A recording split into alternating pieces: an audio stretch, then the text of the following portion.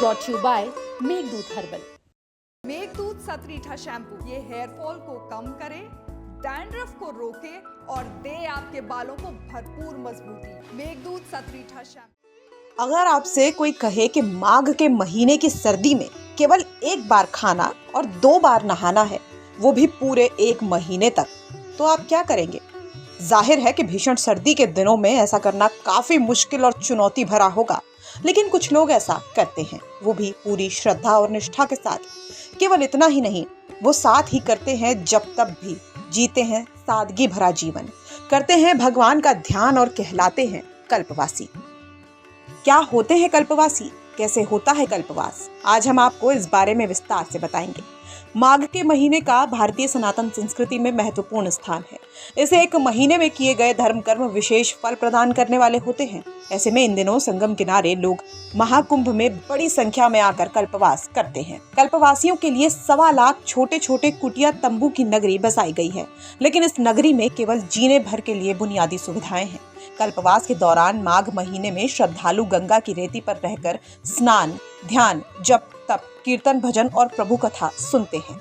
वैदिक काल की तरह फूस की झोपड़ियों में रहते हैं। गंगा जल से एक वक्त का खाना बनाकर खाते हैं।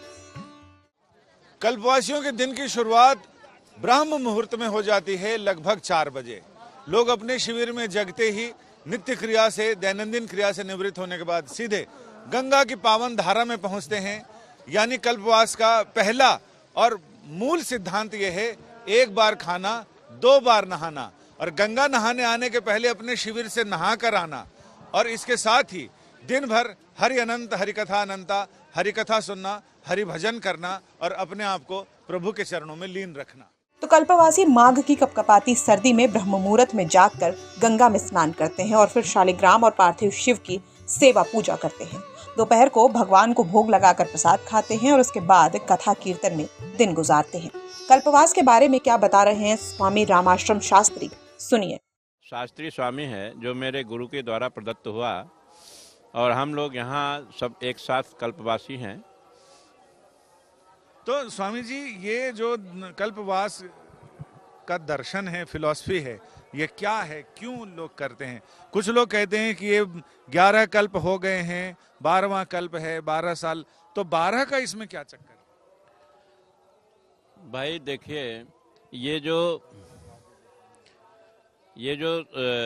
मकर है, मकर का प्रवेश ही माघ मकर गत रवि जब होई, मकर का प्रवेश जब माघ के महीने में होता है तो यहाँ एक विशिष्ट ऊर्जा का प्रवाह होता है जो अनंत काल से चला आ रहा है। 12 का इसमें उद्देश्य ये है कि चूंकि सूर्य के मकर प्रवेश में ही ऐसा होता है, इसलिए सूर्य की जो कलाएं हैं वो 12 हैं। मेघ वृक मिथुन आदि, ये 12 कलाएं हैं, इसलिए इसमें 12 का प्रवेश किया गया होगा मेरे ख्याल से। और चूंकि ये जो कल्पवास है, ये सबसे पहले ब्रह्मा जी ने यहाँ 100 वर्ष तक निरंतर यज्ञ किया, जिस नाम से इसका नाम प्रयाग पड़ा। याग अर्थात यज्ञ, उसमें प्र उपसर्ग लगने के कारण इसका नाम प्रयाग हुआ। और उस कालखंड में चूंकि यज्ञ हुआ, उस कालखंड में यहाँ ऊर्जा का विशिष्ट प्रभाव हुआ। बड़े बड़े ऋषि महर्षि मुनि आते थे, वो अपने 11 महीना के किए हुए ज्ञान को 1 महीने में यहाँ प्रवाहित करते थे। उसे सुनने के लिए व्यक्ति आता था और घास फूस की झोपड़ी डालकर यहाँ रहता था। तब ये टेंट आदि नहीं थे, उस समय से ये परंपरा चली। लोग आना, यहाँ की ऊर्जा के प्रवाह को लेना, माता गंगा का स्नान करना और अपनी साधना सिद्धि करना, साथ ही अपने मोक्ष या सांसारिक, संसार में प्रवृत्ति और निवृत्ति 2 प्रकार के मार्ग भगवान ने दिए हैं। निवृत्ति मार्ग मोक्ष के लिए ले जाता है और प्रवृत्ति मार्ग संसार की ओर ले जाता है। संसार की ओर प्रवृत्ति मार्ग से किया गया पूजा पाठ, ध्यान, कल्पवास, यह सब संसार में उन्नति देता है और सतपथ, अच्छे मार्ग पर चलने का एक अच्छा सा रास्ता प्रदर्शित करता है। महाराज जी, माघ में ही क्यों?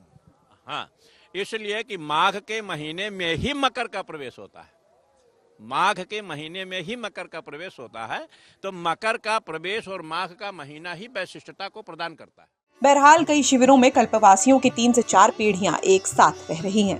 बुजुर्ग कल्पवास कर रहे हैं और छोटे बच्चे कल्पवास की प्रैक्टिकल ट्रेनिंग ले रहे हैं। ऐसी मान्यता है कि कल्पवास में किए गए धर्म कर्म के पुण्य का फल एक कल्प में किए गए कार्य के बराबर होता है। पीढ़ियों से चली आ रही कल्पवास की ये सांस्कृतिक गंगा लगातार बह रही है। कल्पवास करने वालों की साल दर साल संख्या बढ़ती जा रही है। प्रयागराज से संजय शर्मा की रिपोर्ट, यूपी तक।